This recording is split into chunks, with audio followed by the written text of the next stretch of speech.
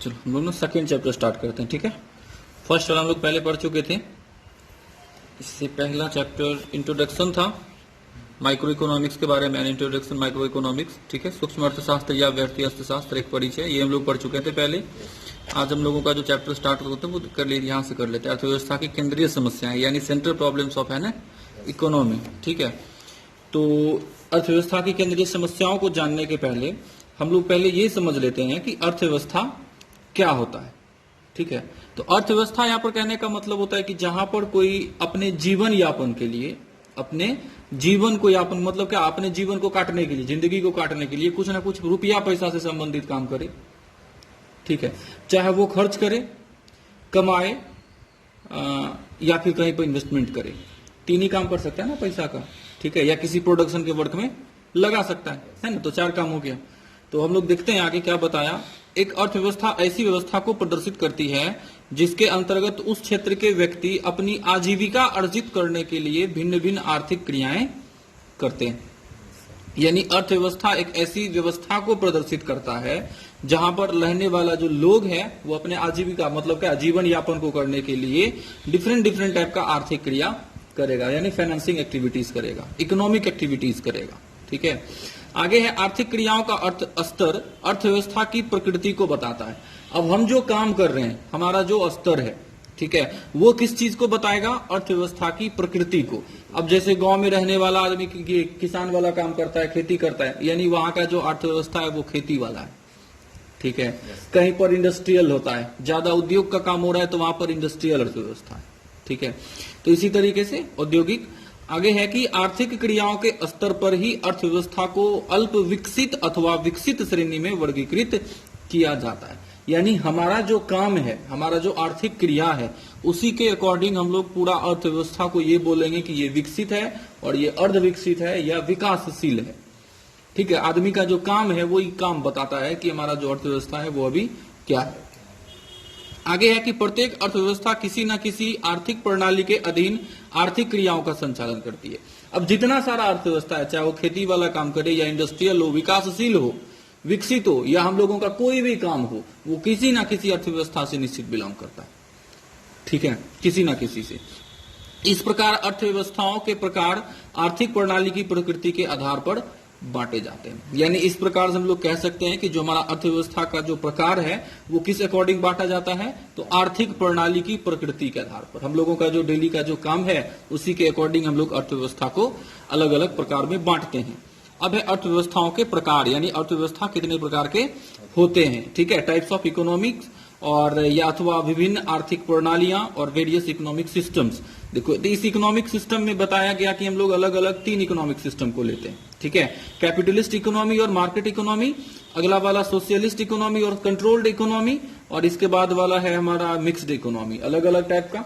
तो यहाँ पहले देख लेते हैं थोड़ा सा क्या बताया। एक अर्थव्यवस्था की आर्थिक प्रणाली ऐसी संस्थाओं का ढांचा है जिसके द्वारा समाज की समस्त आर्थिक क्रियाओं का संचालन किया जाता है, ठीक है। यानी ये इसी तीन टाइप का जो हमारा अर्थव्यवस्था है, तो समाज में जितना सारा वर्क होगा वो सब इसी तीन टाइप के अर्थव्यवस्था में आएगा, ठीक है। चाहे वो कोई भी काम हो रुपया पैसा से संबंधित, तो वो इस तीन टाइप की अर्थव्यवस्था में आ जाता है। प्रत्येक अर्थव्यवस्था किसी न किसी आर्थिक प्रणाली पर आधारित होती है जिसे निम्न तीन भागों में बांटा जा सकता है, ठीक है। यानी जितना सारा आर्थिक प्रणाली है वो निश्चित है कि किसी ना किसी एक अर्थव्यवस्था से संबंधित होगा, ठीक है। अब ये हमारा तीन अलग अलग टाइप का हो गया, जैसे पूंजीवादी अर्थव्यवस्था, समाजवादी और मिश्रित, ठीक है। अब हम लोग यहाँ पर आते हैं। सबसे पहले मैंने यहाँ सबसे फर्स्ट वाले में पूंजीवादी अर्थव्यवस्था की तरफ, जिसको कि हम लोग बाजार अर्थव्यवस्था भी बोलते हैं, ठीक है। तो यानी यहाँ पर क्या होता है कि गवर्नमेंट का कोई कंट्रोल नहीं होता है, यहाँ पर गवर्नमेंट का कोई कंट्रोल नहीं होता है, ठीक है। तो सबसे पहले बताया कि इसमें निजी संपत्ति इसका जो विशेषता है वो निजी संपत्ति है। तो निजी संपत्ति का मतलब होता है कि कोई भी आदमी या कोई भी संस्था अपने नाम से किसी संपत्ति को रख सकता है और अपने बाद अपने से नेक्स्ट जनरेशन को, ठीक है, अपने बाद उसके बाद जो आने वाला नेक्स्ट जनरेशन है उसके नाम पे ये ट्रांसफर हो जाता है, ठीक है। जैसे तुम्हारे पापा का संपत्ति या मेरे दादा का संपत्ति मेरे पापा के नाम पर आया, पापा का संपत्ति मेरे नाम पर है, ठीक है। तो ये ऐसा हो सकता है, लेकिन किस वाले में, पूंजीवादी अर्थव्यवस्था में। क्या बताया कि पूंजीवादी आर्थिक प्रणाली में उत्तराधिकारी के नियम एवं निजी संपत्ति को एक संस्था के रूप में वैधानिक मान्यता प्राप्त होती है। ठीक है, व्यक्ति अपनी संपत्ति का जिस रूप में चाहे वह जब चाहे प्रयोग कर सकता है। ठीक है, तो पूंजीवादी व्यवस्था में क्या हो जाएगा कि हम लोग जब चाहेंगे तब अपनी संपत्ति का प्रयोग, जिस रूप में चाहेंगे उस रूप में अपनी संपत्ति का प्रयोग कर सकते हैं। आगे है, यह संस्था संपत्ति के मालिक की मृत्यु के पश्चात उसकी संपत्ति को उसके उत्तराधिकारी को देने का भी कानून प्रदान करती है। तो जैसे अभी बताए थे कि किसी एक के बाद किसी दूसरे के ऊपर ट्रांसफर हो जाता है यही ऐसे। ठीक है, तो ये निजी वाले में होता है। इसके बाद है आर्थिक स्वतंत्रता। आर्थिक स्वतंत्रता कहने का मतलब होता है कि हम फ्री हैं कि हम किस काम को करें, हम फ्री हैं कि हम किस काम को करेंगे। ठीक है, हाँ, यहाँ पे किसी का कंट्रोल नहीं होता। यहाँ बताया गया कि पूंजीवादी अर्थव्यवस्था व्यक्ति को कार्य करने की स्वतंत्रता, चयन की स्वतंत्रता, उपभोग की स्वतंत्रता, बचत एवं विनियोग करने की स्वतंत्रता प्रदान करती है। यानी हर चीज के लिए हम इकोनॉमिक कंडीशन में जितना सारा हमारा वर्क होगा, ठीक है, इकोनॉमिक जितना सारा वर्क होगा उस सब के लिए हम लोग फ्री हैं, हम जो चाहें वो कर सकते हैं। इसके बाद है राज्य एवं हस्तक्षेप, राज्य का हस्तक्षेप एवं मुक्त व्यापार। ठीक है, यहाँ पर राज्य का बिल्कुल ही कोई हस्तक्षेप नहीं होता। ठीक है, यहाँ पर कोई हस्तक्षेप नहीं आता गवर्नमेंट का। बताया निर्बंध पूंजीवाद में सरकारी हस्तक्षेप प्रतिबंधित होता है, यानी इसमें कोई भी सरकारी हस्तक्षेप नहीं होता। जिसमें अर्थव्यवस्था की प्रमुख आर्थिक क्रियाओं में सरकार द्वारा कोई हस्तक्षेप नहीं किया जाता है, यानी आर्थिक क्रिया जो होगा अर्थव्यवस्था में उसमें गवर्नमेंट का कोई भी कंट्रोल नहीं होगा। ठीक है, साथ ही निर्बंध पूंजीवादी प्रणाली एक खुली अर्थव्यवस्था होती है जिसमें आयात निर्यात पर कोई प्रतिबंध नहीं होता। ठीक है, यानी इसमें कोई भी कहीं से भी खरीद सकता है, कोई भी कहीं पर भी बेच सकता है, और यही कारण है कि इसमें प्रतियोगिता बहुत अधिक होता है। इसमें प्रतियोगिता बहुत अधिक होता है, और प्रतियोगिता अधिक होने के कारण जो मांग है और जो हमारा यानी डिमांड और जो सप्लाई है उसी के अकॉर्डिंग यहाँ पर प्राइस फिक्स होगा। ठीक है, प्रतियोगिता कहने का मतलब तुम्हारे ही जैसा ढेरों सारा दुकान। ठीक है, जैसा तुम्हारा दुकान है, जिस चीज का तुम्हारा दुकान है, जिस चीज का तुम्हारा बिजनेस है, उसी के जैसा और भी बहुत सारा बिजनेस है। ठीक है, तो सबके बीच में कंपटीशन हो जाएगा। यही कंपटीशन ही प्रतियोगिता बोला जाता है। यहाँ पर पूंजीवादी आर्थिक प्रणाली में प्रतियोगिता की उपस्थिति अनिवार्य है, मतलब बिल्कुल होता ही है। ठीक है, बाजार की शक्तियों, मांग एवं पूर्ति के मध्य सामंजस्य एवं संतुलन प्रतियोगिता के कारण ही संभव हो पाता है। ठीक है, यानी प्रतियोगिता के कारण ही जो मांग है और जो सप्लाई है उस दोनों के बीच में सामंजस्य होगा। ठीक है, मतलब वो दोनों के बीच में कुछ ना कुछ रिलेशन होगा, और उसी को रिलेशन के कारण हमारा यहाँ पर कीमत संयंत्र आता है, यानी प्राइस मैकेनिज्म आता है। और इसी प्राइस मैकेनिज्म यानी क्या कि इसमें दो टाइप का शक्ति काम करता है बाजार का, वो एक है डिमांड है, दूसरा वाला होता है सप्लाई, यानी मांग और पूर्ति। और इसी दोनों के अकॉर्डिंग हम लोग यहाँ पर प्राइस को फिक्स करते हैं। जिस चीज का वस्तु का जितना ज्यादा डिमांड है उसका रेट उतना ज्यादा होगा, जिस चीज का सप्लाई जितना ज्यादा है उसका रेट थोड़ा कम होगा, सप्लाई कम होगा तो सप्लाई ज्यादा होगा तो रेट कम होगा। ठीक है, फिर डिमांड कम होगा तो उसका रेट कम होगा। तो इस सब चीज के बेसिस पर हम लोग यहाँ पर कीमत को फिक्स करते हैं। इसके बाद जहां पर हमारा दोनों चीज बराबर हो जाता है, मांग और सप्लाई, वहां पर उसी पॉइंट को हम लोग क्या बोलेंगे, जो उसका प्राइस होगा, यानी जो वस्तु का मूल्य होगा वो कहां पर फिक्स होगा, जहां पर दोनों चीज बराबर हो जाए। दोनों चीज मतलब क्या सब, प्राइस, ये सॉरी मांग और पूर्ति। आगे है समाजवादी अर्थव्यवस्था के बारे में। इसमें है सामाजिक स्वामित्व। सामाजिक स्वामित्व कहने का मतलब इससे पहले हम लोग पढ़े हुए थे निजी स्वामित्व, यानी किसी एक आदमी का स्वामित्व। यहाँ क्या बता रहा है, सामाजिक स्वामित्व। सामाजिक स्वामित्व मतलब क्या है कि किसी एक आदमी का यहाँ पर ऑनरशिप नहीं है, यहाँ पूरे समाज का ऑनरशिप है, यानी यहाँ पर कंट्रोल है किसका, गवर्नमेंट का। ठीक है, बताया क्या जा रहा है, समाजवादी अर्थव्यवस्था में उत्पत्ति के साधनों पर समाज का स्वामित्व होता है, यानी उत्पत्ति का जो साधन है उस पर समाज का स्वामित्व होगा। ठीक है, तथा इन साधनों का प्रयोग व्यक्तिगत लाभ के लिए ना होकर सामाजिक लाभ के लिए होता है। अब चूंकि सामाजिक स्वामित्व है इसलिए किसी एक के लाभ के लिए नहीं चलेगा, काम नहीं होगा। ठीक है, हर किसी के यानी समाज के लाभ के लिए यहाँ काम होगा। इस प्रणाली में निजी संपत्ति यानी इंडिविजुअल प्रोप्राइटरी का कोई स्थान नहीं है, यानी यहाँ पर कोई भी खुद के नाम से कुछ भी नहीं करेगा, सारा कुछ गवर्नमेंट के नाम से होगा। ठीक है, यह केवल उपभोग पदार्थों तक ही सीमित होकर रह जाती है, यानी यहाँ पर जो उपभोग पदार्थ है जिसको तुम परचेज कर लिए सिर्फ वही तुम्हारे नाम पर होगा, बाकी का और भी कुछ नहीं। ठीक है, इसके बाद यहाँ पर आता है उसी का सेकंड है आर्थिक स्वतंत्रता की अनुपस्थिति, यानी यहाँ पर क्या, कैसे, कौन करेगा, कब करेगा, कहाँ करेगा, इस सब के लिए कोई भी फ्री नहीं है। यहाँ सारा कुछ पर कंट्रोल होता है किसका, गवर्नमेंट का। हाँ, यह बताया एब्सेंस ऑफ इकोनॉमिक फ्रीडम यानी आर्थिक स्वतंत्रता की अनुपस्थिति। इस बारे में है कि सामाजिक आर्थिक प्रणाली में व्यक्तिगत आर्थिक स्वतंत्रता पूर्णतः अनुपस्थित होती है।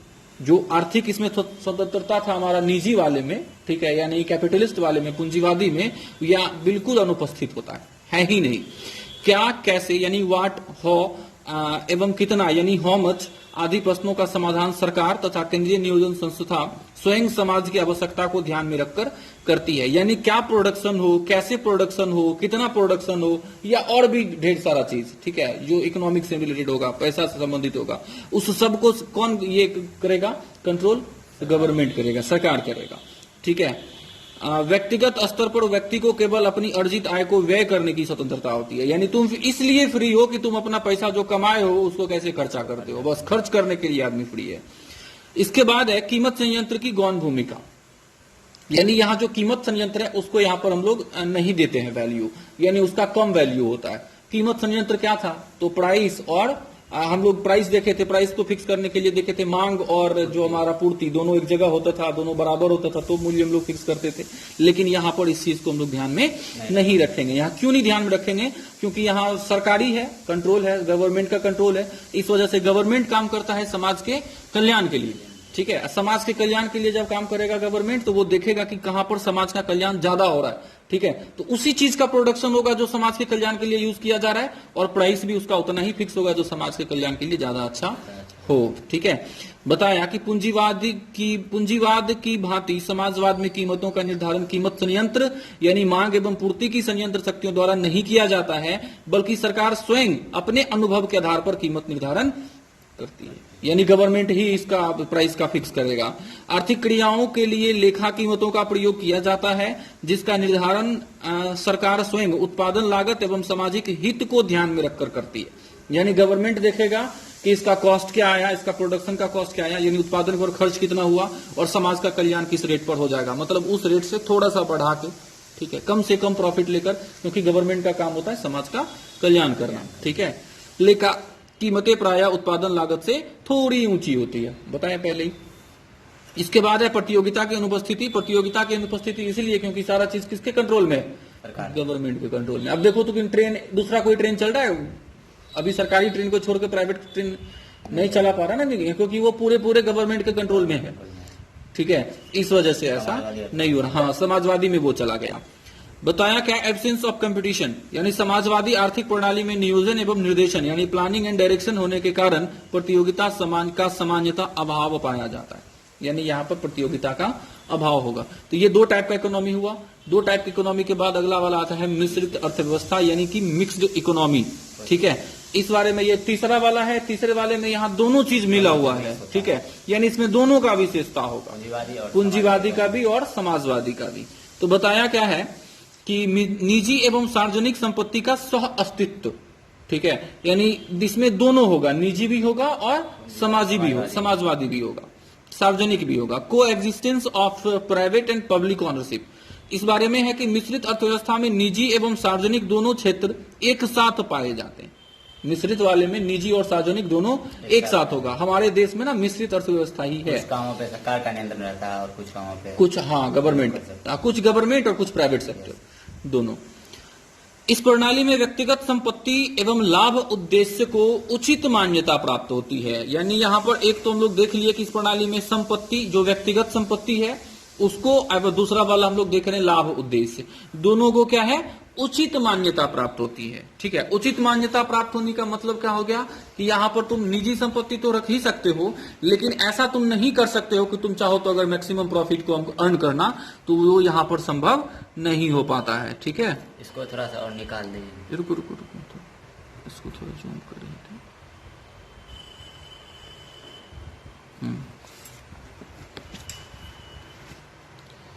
इसको ना बाहर कर देंगे थोड़ा सा,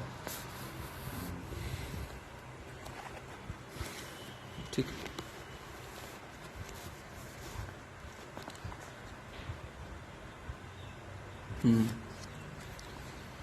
आगे है उत्तराधिकार का जो नियम है। तो उत्तराधिकार का नियम अर्थात संपत्ति का हस्तांतरण संभव होता है, किंतु सरकार सामाजिक समानता के उद्देश्य को ध्यान में रखकर विभिन्न प्रकार के कर यानी टैक्सेस लगाकर संपत्ति के आकार पर नियंत्रण करती है। अब देखो कि पहले के जैसा अब नहीं रहा। अब क्या है कि जिसके पास जितना ज्यादा संपत्ति होगा उसको उस संपत्ति पर टैक्स लगता है। यानी अब तुम बहुत ज्यादा संपत्ति भी नहीं रख सकते हो। तो यहाँ संपत्ति तो तुम्हारे पास है, ये तो संभव है, लेकिन जितना ज्यादा संपत्ति उस पर उतना ज्यादा टैक्स। ठीक है, तो गवर्नमेंट क्या करता है, उस किसी एक पर्सनल पर्सन के पास जो उसके पास टोटल एसेट है उसके आकार पर लगभग वो कंट्रोल कर देता है टैक्स लगाकर।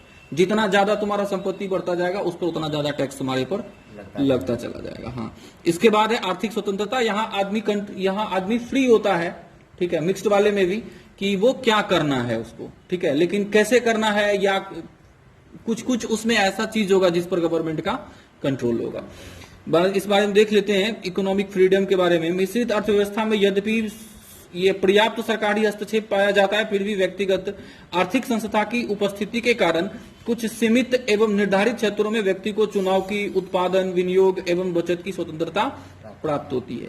किंतु सरकार व्यक्तिगत आर्थिक संस्था को पूर्णतः अनियंत्रित नहीं छोड़ती, बल्कि इस संस्कार के नियम के लिए अनेक प्रकार के नियंत्रण या मापदंड यानी कंट्रोल मेजर भी अपनाती है। यानी यहां पर तुम फ्री हो कि तुमको क्या करना है, कितना करना है, कैसे करना है, ये तो तुम फ्री हो, लेकिन इसके लिए तुम्हारे ऊपर कुछ ना कुछ मापदंड भी लगा दिया जाएगा। ठीक है, कि उस स्टैंडर्ड के अनुसार तुमको काम करना है, उससे बाहर तुम काम नहीं करोगे।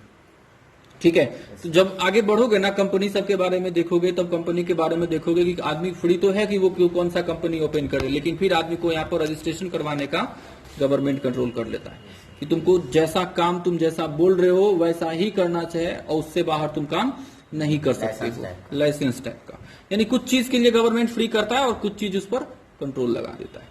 कीमत प्रणाली है, तो यहाँ दोनों चीज को ध्यान में रखा जाता है। यहाँ दोनों चीज को ध्यान में रखा जाता है, कीमत संयंत्र एवं लाभ उद्देश्य दोनों को। ठीक है, दोनों मिलकर साधनों के वितरण का निर्धारण करते हैं। पूंजीवाद में लाभ उद्देश्य सर्वोपरि होता है, पूंजीवादी में हम लोग देख चुके हैं। और समाजवाद में केवल सामाजिक लाभ को उद्देश्य में को ध्यान में रखा जाता है, मान्यता को स्वीकार करता है। परंतु मिश्रित अर्थव्यवस्था में लाभ उद्देश्य को उस सीमा तक स्वतंत्रता करने दिया जाता है, कार्य करने दिया जाता है, जब तक सामाजिक कल्याण के उद्देश्य पर इसका प्रतिकूल प्रभाव ना करे। यानी तुम प्रॉफिट तो अर्न करो, लेकिन तुम उतना ही प्रॉफिट अर्न कर सकते हो जिससे समाज का कल्याण हो, उससे ज्यादा नहीं। यानी थ्रॉट कट कंपटीशन जो था, गला काट कंपटीशन, प्रतियोगिता, उसको खत्म कर दिया जाना। तुम पैसा कमाओ सही है, लेकिन उचित लाभ कमाओ, ये गवर्नमेंट का कंट्रोल होगा इस पर। बहुत ज्यादा तुम उसका रेट फिक्स नहीं कर सकते हो। ठीक है, अभी देखो कि बहुत चीज के बारे में जब पता चलता है कि उसका ब्लैक हो रहा है, सामान को एक जगह जमा कर लिया, बाद में निकाल के बेचेगा ऊंचा रेट पर, तो गवर्नमेंट आके वहां पर अपना अथी करता है, रेड मारता है कि कहां पर कौन चीज ब्लैक में रखा हुआ है, मारता है। तो यानी इसका मतलब है कि कंट्रोल है वो उस पर, किस चीज का, गवर्नमेंट का कंट्रोल है। इसके बाद है सीमित प्रतियोगिता। यानी सीमित प्रतियोगिता कहने का मतलब यहाँ पर प्रतियोगिता है लेकिन सीमित है। सीमित क्यों है? क्योंकि इसमें गवर्नमेंट का भी कंट्रोल है। बताया कि मिश्रित अर्थव्यवस्था में निजी एवं सार्वजनिक क्षेत्रों का सह अस्तित्व होने के कारण कुछ सीमा तक प्रतियोगिता देखने को मिलती है, किंतु मिश्रित अर्थव्यवस्था की प्रतियोगिता पूंजीवादी आर्थिक प्रणाली की उपयोगिता की तुलना में अत्यंत सीमित होता है। यानी पूंजीवादी में तो बहुत ज्यादा था, समाजवादी में था ही नहीं। ठीक है, लेकिन यहां पर है, लेकिन पूंजीवादी से कम है, सीमित है। ठीक है, बस यही बात है। इसके बाद है कि आर्थिक समस्या क्या है। अब हम लोग ये तो देख चुके कि अर्थव्यवस्था क्या होता है।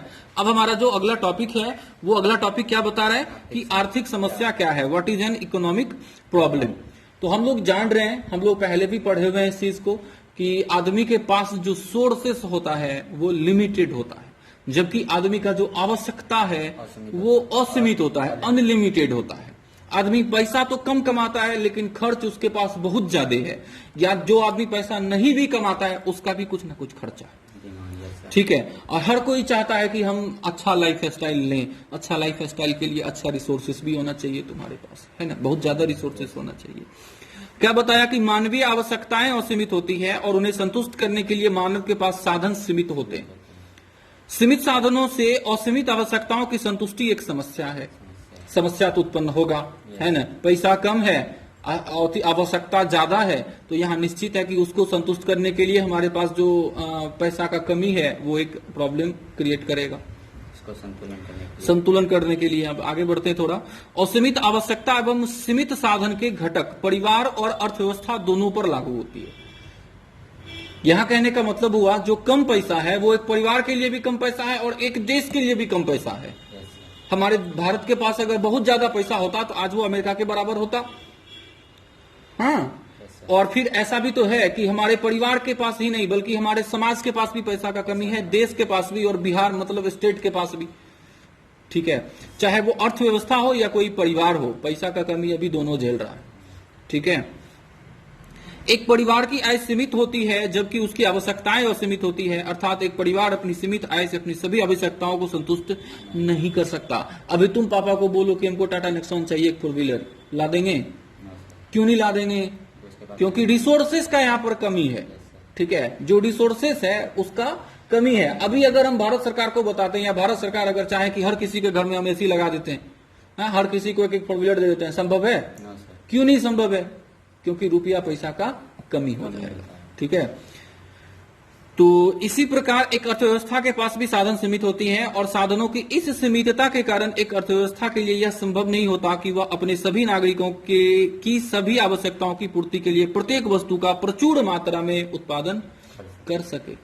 ठीक है, तो चाहे ना तो एक परिवार और ना ही एक देश, ये किसी से संभव नहीं है कि वो जिस चीज का जितना ज्यादा आवश्यकता होगा उस चीज का उतना ज्यादा वो प्रोडक्शन हर किसी के लिए संभव कर पाए। ठीक है, ऐसा संभव नहीं है। ठीक है, और आगे है, अतः सीमित साधनों का और सीमित आवश्यकताओं के साथ कुशलतम समायोजन करने की समस्या उत्पन्न होती है, अर्थात अर्थव्यवस्थाओं की तुलना में साधनों की सीमितता ही हमारे सामने एक समस्या को जन्म देती है कि हम अपनी किन किन आवश्यकताओं को पूर्ति करें और किसको किसको छोड़ दें। नहीं, यानी यहाँ पर जो हमारा साधन के लिए जो हमारा जो कमी होगा, साधन का कमी जो है वो डिफरेंट डिफरेंट टाइप का हमारा प्रॉब्लम क्रिएट करेगा। अब हमको देखना पड़ेगा कि साधन कमी है, साधन सीमित है और आवश्यकता बहुत ज्यादा है, तो हम उसी सीमित साधन से किस आवश्यकता को पहले पूरा करें, जो ज्यादा आवश्यकता वाला चीज होगा। तो ये चीज तो हम लोग बाद में पढ़ेंगे। तो क्या बताया कि किन किन साधनों का कितनी कितनी मात्रा में प्रयोग करें, है ना। अब जैसे मेरे पास 100 रुपया है और हमको 4-5 चीज परचेज करना है, तो हम देखेंगे ना कि हम किसको पहले परचेज करें और किस चीज को कितना परचेज करें, ताकि थोड़ा थोड़ा करके सब हो जाए, या जो चीज ज्यादा आवश्यकता वाला है कम से कम वो हो जाए। ठीक है, बताया क्या कि इसके लिए हमें चयन या चुनाव करना पड़ता है। वस्तुतः अर्थशास्त्र में इस चयन की समस्या का ही अध्ययन किया जाता है और इसे ही आर्थिक समस्या कहा जाता है। अब हम लोग को ये चूज करना पड़ेगा, ये चयन करना पड़ेगा कि 100 रुपया को हम कहाँ खर्चा करें, कैसे खर्चा करें और किस चीज पर खर्चा करें। ठीक है, तो मेरे लिए हम लोग यही देखते हैं कि हमारा जो अर्थशास्त्र का जो समस्या है वो लगभग जो या मैक्सिमम जो है वो चुनाव की समस्या से संबंधित होता है। अतः आर्थिक समस्या चुनाव की समस्या या साधनों के बचतपूर्ण प्रयोग की समस्या है, यानी इकोनॉमिक प्रॉब्लम जो है वो प्रॉब्लम ऑफ चॉइस है।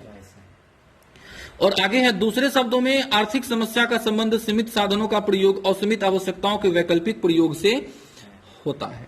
ठीक है, यानी हमारा जैसे हमारे घर में बिजली आता है, अगर ये बिजली पोस्टपेड वाला होता यानी प्रीपेड वाला होता, जैसे हम पहले ही पैसा दे देते तब बिजली मेरे घर में आता, है ना। जैसे मोबाइल के लिए हम लोग करते हैं, पहले पैसा दे देते हैं तब यूज करते हैं, उसी तरीके से बाहर में बिजली भी ऐसा है। अगर हम लोगों के पास भी बिजली ऐसा ही हो जाए, पहले पैसा देंगे या बाद में बिजली को यूज करेंगे, तब हमको देखना पड़ेगा मेरे घर में फैन भी चलता है, फ्रिज भी चलता है, टीवी भी चलता है, एसी भी चलता है ना, आयरन भी यूज करते हैं। तो अब देखना पड़ेगा कि भाई इस बिजली का ढेरों सारा यूज हो गया, यानी उसका वैकल्पिक यूज है। ठीक है, उसका वैकल्पिक प्रयोग होता है। अब जो वैकल्पिक प्रयोग होता है तो अब हमको देखना पड़ेगा कि भाई कहां पर और कितना खर्चा हम करें उस चीज को। ठीक है, जैसे पैसा का, जैसे दूध का, दूध कितना पी लेंगे, दूध को कितना दही में जमाएंगे, दूध से कितना पनीर बनेगा, ये सब चीज चुनाव करना पड़ता है, सोचना पड़ता है, चयन करना पड़ता है ना। अब आगे है कि अलग अलग आदमी इसका अलग अलग टाइप का परिभाषा देंगे, हम लोग किसी एक को देख लेते हैं। सबसे पहले कि आर्थिक समस्या मूलतः चयन की आवश्यकता में से उत्पन्न होने वाली समस्या है, ये चीज हम लोग पढ़ चुके हैं। चयन की समस्या होती है, यह वह चयन है जिसमें वैकल्पिक उपयोगों वाले सीमित साधनों का प्रयोग किया जाता है। जो वैकल्पिक प्रयोग वाला जो साधन था, जैसे बिजली है, पैसा है या कोई रॉ मटेरियल है, ठीक है, यह संसाधनों की मितव्ययी उपयोग की समस्या है। मितव्ययी मतलब यहां पर हो गया कि कहां पर लगाएंगे कि हमको वहां से ज्यादा प्रॉफिट हो, ठीक है, या ज्यादा से ज्यादा हमको उससे संतुष्टि मिले। ठीक, वैकल्पिक प्रयोग होता है मतलब उसका ढेरों यूज है। क्या बताया कि आर्थिक समस्या का एक उदाहरण यहां पर दिया हुआ है कि उदाहरण के लिए किसान के पास 1 एकड़ भूमि है, साधन के रूप में भूमि सीमित है, ठीक है, यानी हमारा जो भूमि है वो तो सीमित है, जिसके अनेक वैकल्पिक प्रयोग हैं। वैकल्पिक प्रयोग मतलब क्या हो गया कि भूमि पर गेहूं उपजाया जा सकता है अथवा गन्ना, किंतु सीमित, यानी दोनों चीज उपजाया जा सकता है उस भूमि पर, किंतु सीमित भूमि पर दोनों फसलें एक साथ नहीं उगाई जा सकती। अब अगर हम दोनों चाहेंगे कि गेहूं भी उपजा लें और गन्ना भी उपजा लें तो दोनों एक जमीन पर नहीं होगा। अतः किसान को यह चुनाव करना होगा कि वह अपने खेत में कौन सी फसल उगाए ताकि उसे अधिकतम लाभ प्राप्त हो, ठीक है। और आगे है, इस प्रकार साधन की सीमितता एवं साधन के वैकल्पिक प्रयोग चुनाव की समस्या को उत्पन्न करते हैं, ठीक है। अब यहाँ पे चूज करना पड़ेगा भाई कौन चीज का प्रोडक्शन करें, कौन चीज का प्रोडक्शन छोड़ दें। आर्थिक समस्या क्यों उत्पन्न होती है अथवा आर्थिक समस्या के क्या कारण हैं? तो सबसे पहले तो असीमित आवश्यकता बताया, यानी आदमी का जो आवश्यकता है वो क्या है, असीमित है, और जो रिसोर्सेस है वो सीमित है। दूसरा वाला है ये आवश्यकताओं की तीव्रता में अंतर, मतलब क्या, आदमी को तुरंत कुछ और चाहिए या कुछ देर के बाद कुछ और चाहिए, ठीक है, यानी आदमी का जो आवश्यकता है वो तुरंत तुरंत क्या होते जाता है, बदलते रहता है। इसके बाद है सीमित या दुर्लभ साधन, सीमित या दुर्लभ साधन, हाँ। अभी कुछ दिन पहले तक देखो ना, असीमित आवश्यकता में देखो यहाँ पे आवश्यकताओं की तीव्रता में कमी, अंतर, यानी कुछ दिन पहले तक आदमी को मास्क का जरूरत नहीं था, कुछ दिन पहले तक आदमी को सैनिटाइजर का जरूरी नहीं था, लेकिन अब आदमी को मास्क का भी जरूरत है और सैनिटाइजर का भी जरूरी है, ठीक है। और कुछ दिन बाद यही अंतर चेंज हो जाएगा, आदमी को जरूरत पड़ जाएगा कोरोना के वैक्सीन का, ठीक है। यानी आवश्यकता का जो अंतर है वो तुरंत तुरंत क्या होता जाता है, बदलता जाता है। यहाँ पर अगला वाला बताया सीमित एवं दुर्लभ साधन। सीमित एवं दुर्लभ साधन मतलब क्या कि हर किसी के पास अगर सैनिटाइजर होता है तो इतना ज्यादा कोरोना फैलता नहीं होता। अगर हर किसी के पास उतना ज्यादा पैसा होता तो वो हर किसी के घर में एक एक टनल लग जाता कि अपने घर में घुसने के पहले तुमको ना वो पूरा सैनिटाइज कर देगा, वो बारिश जैसा होते रहता है, फुहारा जैसे निकलते रहता है उसमें। जैसे देखो बाराती के मतलब आता है तो गेट पे लगा देता है गुलाब जल वाला, है ना, तो उसी तरीके से लगल रहता है और उससे तुम्हारा सैनिटाइजर जैसा कुछ निकलता है लिक्विड, ठीक है, वो बारिश टाइप का आदमी को पूरा सैनिटाइज कर देता है, फिर वो अंदर चल जाता है। बड़ा बड़ा हॉस्पिटल में मॉल में लगाता है सब, ठीक है। तो ये चीज अभी उतना ज्यादा पैसा तो है नहीं, इसका मतलब है कि साधन का सीमितता है, साधन उतना ज्यादा नहीं है। तो इसके बारे में यहाँ पर ये बताया गया है कि साधन की मांग जो है वो ज्यादा है साधन के पूर्ति से, अब इस वजह से केंद्रीय समस्या उत्पन्न होता है। इसके बाद है साधनों का वैकल्पिक प्रयोग। वैकल्पिक प्रयोग मतलब हम लोग जान रहे हैं कि एक ही साधन का अलग अलग टाइप का ढेर सारा प्रयोग होता है। जैसे दूध का अलग अलग टाइप का प्रयोग हम तुमको बताएं, दूध का दही जमाना है, दूध पीना है ना, या दूध का मिठाई बनाना है, तो अलग अलग टाइप का यूज है। हाँ, जैसे यहाँ बिजली के बारे में बताया गया है कि बिजली का हम लोग क्या सब प्रयोग कर सकते हैं। जैसे बताया बिजली का उपयोग बिजली के पंखे, कूलर, फ्रिज, रोशनी आदि में किया जा सकता है।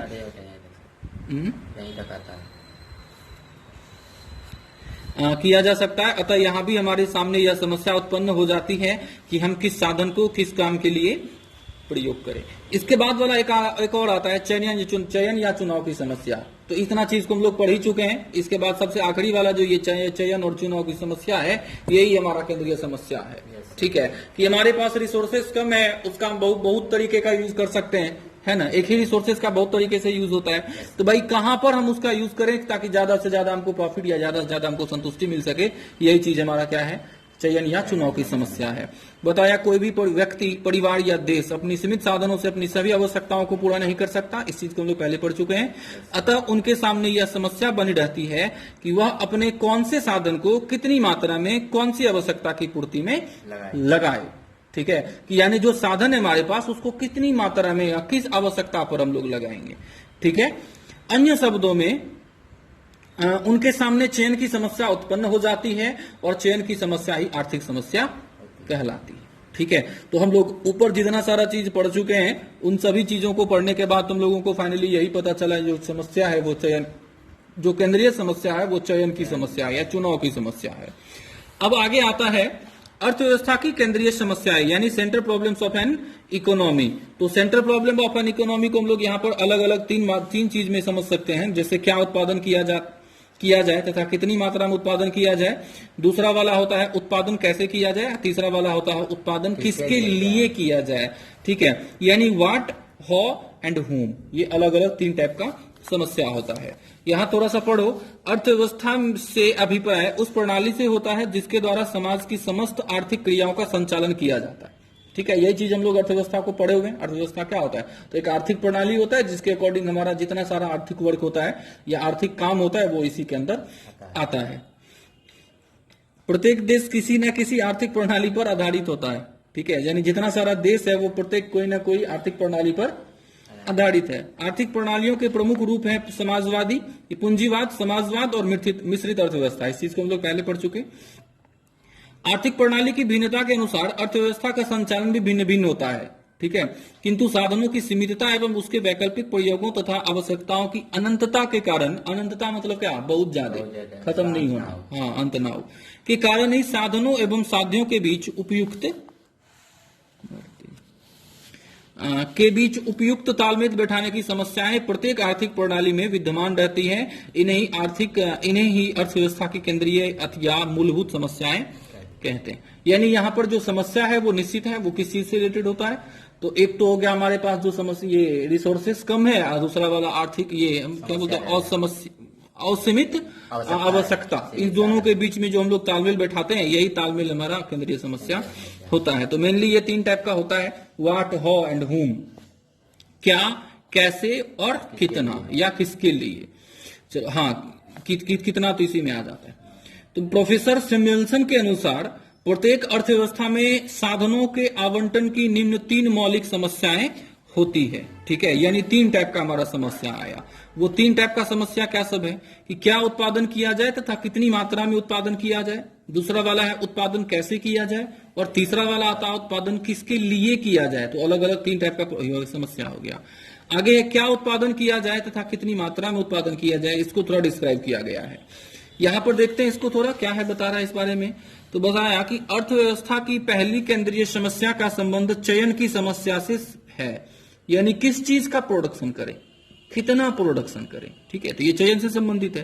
प्रत्येक अर्थव्यवस्था की सबसे पहली समस्या यह है कि कौन सी वस्तुओं और सेवाओं का उत्पादन किया जाए जिससे व्यक्तियों की अधिकतम आवश्यकताओं को पूरा किया जा सके, है ना। जिस चीज का हम प्रोडक्शन करेंगे उसमें बहुतों सारे आदमी का क्या हो जाए कि जो उसका आवश्यकता है उसका संतुष्टि हो पाए, यानी उसका पूर्ति हो पाए।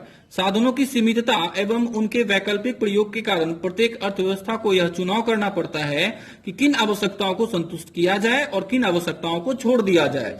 तो अभी देखो, अभी आदमी का सबसे ज्यादा जो आवश्यकता है वो कोरोना के वैक्सीन को लेकर है, ठीक है, कोरोना का कोई दवा आ जाता है तो उससे रिलेटेड है। तो अभी गवर्नमेंट उस पर पूरा तरीके से लगा हुआ है कि कहीं ना कहीं से किसी भी तरीके से वो बनकर आए, ठीक है। तो सबसे पहला आवश्यकता तो अभी ये है। अब देखो, जब ये आवश्यकता पूर्ति होगा, आवश्यकता जब बन जाएगा, यानी जब इसका वैक्सीन बन जाएगा तो इसका रेट बहुत ज्यादा होगा। रेट क्यों बहुत ज्यादा होगा? क्योंकि इसका डिमांड बहुत ज्यादा होगा, ठीक है। तो हमेशा सरकार जो काम करता है वो किस चीज को लेकर, या आदमी भी, अगर हर कोई अभी चाहेगा कि उसके पास अभी कोरोना का वैक्सीन बनाने का कोई तरीका उसको मालूम चल जाए, हर कोई चाहता है, यानी आवश्यकता है अभी समाज को इस चीज का। क्या बताया, क्या उत्पादन किया जाए? इस प्रश्न के समाधान के लिए हमारे सामने उत्पादन संबंधी अनेक विकल्प आते हैं। प्रमुख विकल्पों को नीचे बक्सों में दिखाया गया है। अब देख लेते हैं, नीचे बक्स दिखाया गया है। बताया क्या उत्पादन किया जाए, व्हाट टू प्रोड्यूस, और इस व्हाट टू प्रोड्यूस को बताया चयन की समस्या है। अब चयन की समस्या में इसको अलग अलग टाइप के वस्तु में बांटा, ठीक है। जैसे सबसे पहले है ऑप्शन 1, ऑप्शन 2 और ऑप्शन 3 लिया। ऑप्शन 1 में बताया कि उपभोक्ता वस्तु बनाए जिस चीज को खा पी लेते हैं, या कैपिटल वस्तु बनाए जो आगे प्रोडक्शन में काम देगा, यानी मशीन बनाए या कपड़ा बनाए, ठीक है। अब आगे है, जैसे उप कंज्यूमर वाले में बताया कपड़ा, गेहूं आदि, पूंजीवादी में, ये पूंजी वाले में बताया मशीन, औजार, ट्रैक्टर आदि, ये आगे प्रोडक्शन में काम देता है, उत्पादन में काम देगा। अब दूसरा वाला ऑप्शन में बताया कि क्या बनाए, प्राइवेट गुड्स बनाए यानी निजी वस्तु बनाए, या सार्वजनिक वस्तु बनाए। अब निजी वस्तु वाले में आता है मकान, स्कूटर, फैक्ट्री आदि किसी एक आदमी का होता है। अब सार्वजनिक वाले वस्तु में कि स्कूल बनाए, अस्पताल बनाए, पार्क, सड़क आदि क्या बनाया जाए, तो ये दूसरा सार्वजनिक हो गया। विकल्प 3 नंबर बताता है कि आवश्यकता वाला वस्तु बनाए या विलासिता वाला वस्तु बनाए। आवश्यकता वाला हो गया रोटी, कपड़ा और मकान बनाए, क्या बनाए। अविलासिता वाला हो गया जिस चीज को आदमी दिखावा के लिए रखता है मैक्सिमम, तो कार, आभूषण आदि। अब बताओ कि ज्वेलरी नहीं भी पहनेगा तो चलेगा, लेकिन हीरा का ज्वेलरी पहने का मतलब क्या है कि समाज को दिखा रहा है बहुत पैसा मेरे पास, ये दिखावा वाला चीज हो गया, इसको लग्जरी गुड्स बोलते हैं, ठीक है। तो अलग अलग टाइप का हमारा वस्तु आता है, तो 21 वस्तु का हम लोगों को प्रोडक्शन करना है, ठीक है। तो चलो अब इतना ही रहने दो आज के लिए, ठीक है। फिर हम लोग कल कैसे देख लेते हैं और किसके लिए देख लेते हैं, इसके बाद तुम लोगों का क्या स्टार्ट हो जाएगा, ग्राफ स्टार्ट हो जाएगा। ठीक है, फिर ग्राफ तो कल आ जाएगा ग्राफ, और फिर ज्यादा नहीं है, कल शायद ये चैप्टर भी खत्म हो जाए, कल या परसों ये चैप्टर खत्म हो जाएगा। ठीक है, ठीक।